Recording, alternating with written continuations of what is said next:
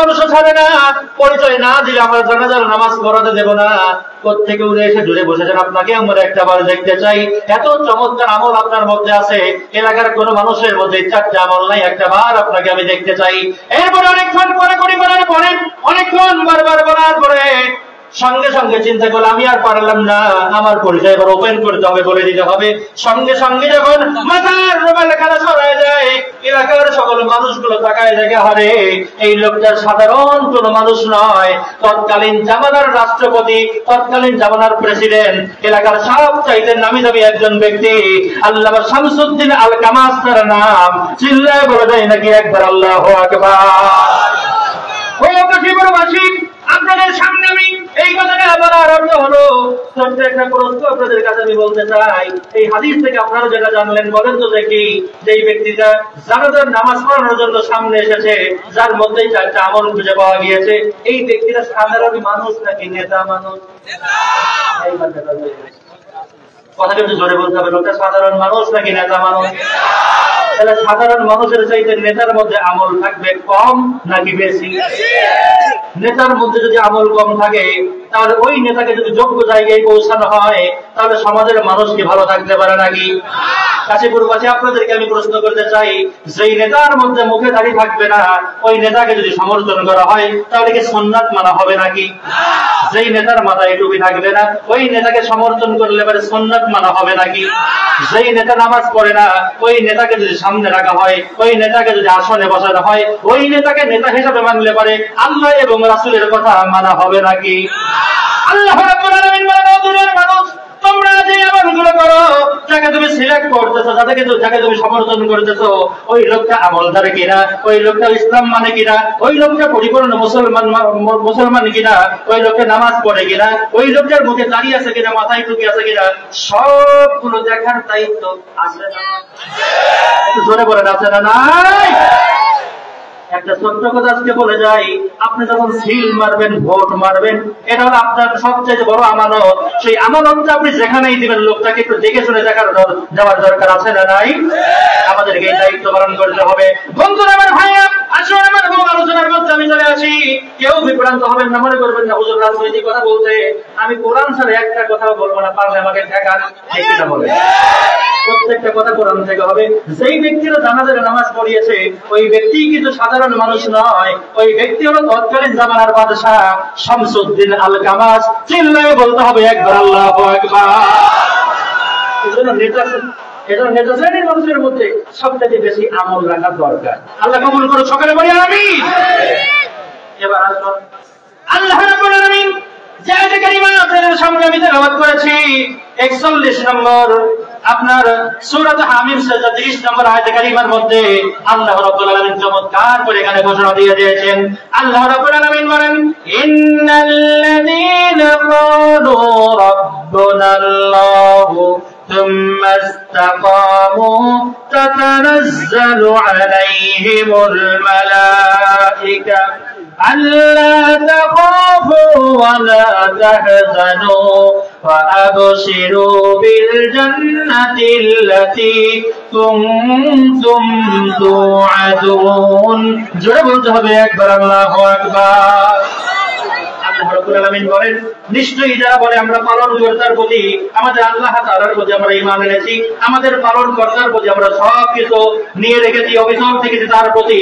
আল্লাহ রাব্বুল আলামিন বলেন, এমন কথা যদি কোনো ব্যক্তি বলতে পারে, ওই ব্যক্তির উপর অগণিতবার ফেরেশতা অবতীর্ণ হয় এবং তাদেরকে বারবার তাদেরকে ডেকে ডেকে বলে, তোমরা ভয় করো না, তোমরা চিন্তা করো না, তোমাদের জন্য দুনিয়ার কোনো মানুষ নয়, তোমাদের জন্য দুনিয়ার কোনো মানুষ থাকবে না, তোমাদের জন্য একমাত্র আমি আল্লাহ নিজেই আসি।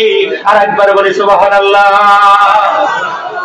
যারা ঈমানের পথে অবিচল থাকে, একমাত্র আল্লাহ তাআলাকে মেনে নিবে, তাদের সাথে দুনিয়ার কোনো শক্তি নাই। আছে একজন, তিনি কে? জোরে বলেন কে?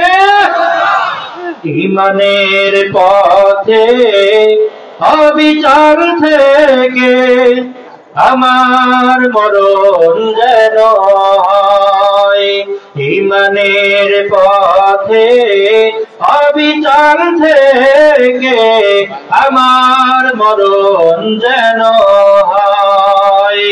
তোমারই কাছে মিনত মিনতি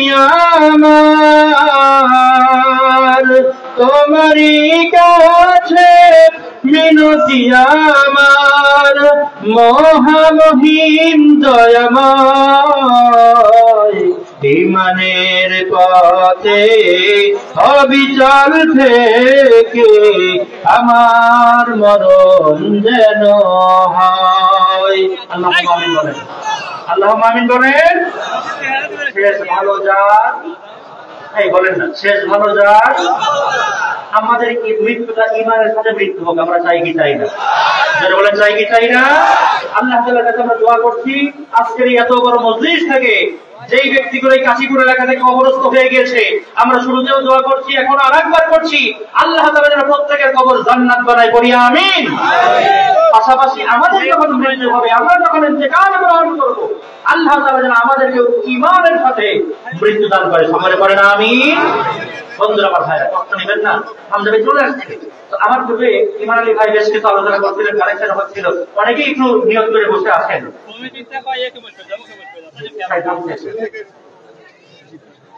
মাশাআল্লাহ মাশাআল্লাহ, আপনি তো চাই না? মাশাআল্লাহ, হবে না। আচ্ছা, একটু বাড়াই দিতে হবে, তাই না? আলহামদুলিল্লাহ, নারায়ে তাকবীর, নারায়ে তাকবীর।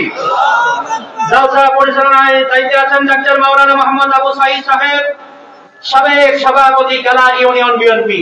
আমার প্রিয় ভাই, আচ্ছা 35 বস্তা সিমেন্ট দান করেছেন, আপনারা খুশি না বেজা?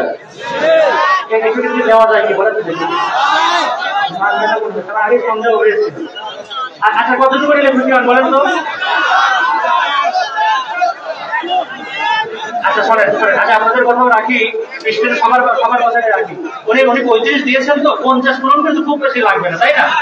আলহামদুলিল্লাহ, সবাই মিলে দিয়েছেন। আপনারা আমাদের কিছু বিপদ হয়ে যাবে, আপনার মানে খবর আছে না? 40টা পর আপনারা রাজি তো নাকি? রাজি আছেন? রাজি আছেন?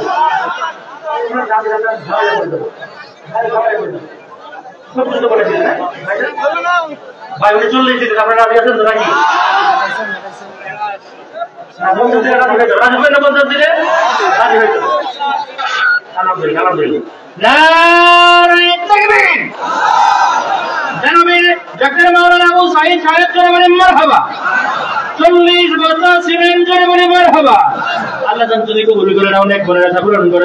বংশের যারা কবরে চলে গেল, কবরগুলো জান্নাত বানায় দাও, সকলেই করি আল্লাহুম্মা আমিন আমিন আমিন আমিন। সরকারিদের জন্য আল্লাহ তুমি হয়ো জমিন। মেহেদী হাসান 500 টাকা তুমি কবুল করে নাও। ডাক্তার শামসুল হক, হ্যাঁ শামসুল হক সাহেব আমেরিকা প্রবাসী, আল্লাহ তাআলা তাকে দীর্ঘ হায়াত দান করে, সকলে করছি আমিন। এরপরে আমি কমিটি যারা আছেন এখন বসে পড়েন, হ্যাঁ আর খুব দ্রুত, খুব দ্রুত। জি, যারা যারা শরীক হবেন দ্রুত দ্রুত উঠাউঠি করেন না প্লিজ। আপনারা কোরআন মানবেন, হাদিস মানবেন, ভাই আসতে আপনারা বসেন, উঠবেন না, খুব দ্রুত আসবে। আমি একটু যেহেতু আজকে অবস্থার উন্নয়নের জন্য আমি চেষ্টা করছি, ভাই থাকেন, হ্যাঁ সবাই বসেন, রাস্তা ক্লিয়ার করার আগে রাস্তা দিয়ে না, এখন সবাই বসে পড়েন, সবাই বসে পড়েন, সবাই বসে পড়েন। আর কে কি দিচ্ছেন দ্রুত শরীক হয়ে যান। শুধু দাওয়াতের মেহমান, সুন্নাত নয় শুধু দাওয়াতের মেহমান, সুন্নাত নয় শুধু খাওয়া শেষে মধুপান, আরো কিছু সুন্নাত আছে তুমি জানো কি? জানলেও জীবনে কখনো তা মানো কি?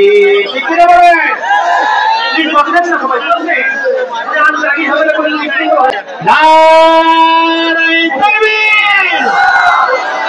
মুসলমান আমিন মুফতি আমির হামজার আগমন, হামজা ভাইয়ের আগমন, গাজীপুরের পক্ষ থেকে, জামিয়াতের পক্ষ থেকে, শাহজাদপুরের পক্ষ থেকে, সিরাজগঞ্জের পক্ষ থেকে, গালা ইউনিয়নের পক্ষ থেকে,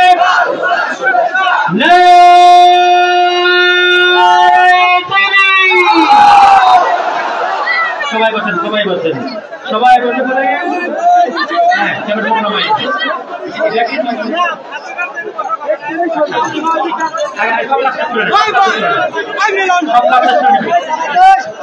আপনারা সবাই বসেন আর ভিতর দ্রুত দেখতে পাবেন।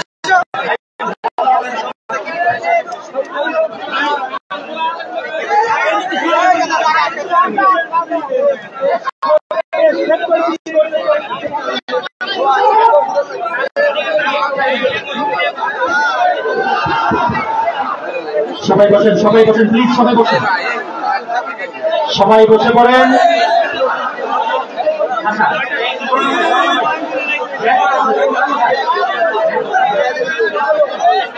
সময় নেওয়া যাবে না। আচ্ছা, আমি কথা বলি, শোনেন, প্লিজ। আপনারা সবাই জানেন আমাদের আজকের প্রধান মেহমান মুফতি আমির হামজা ভাই, উনি একজন আন্তর্জাতিক স্কলার হওয়ার পাশাপাশি বাংলাদেশ জামায়াত ইসলামী থেকে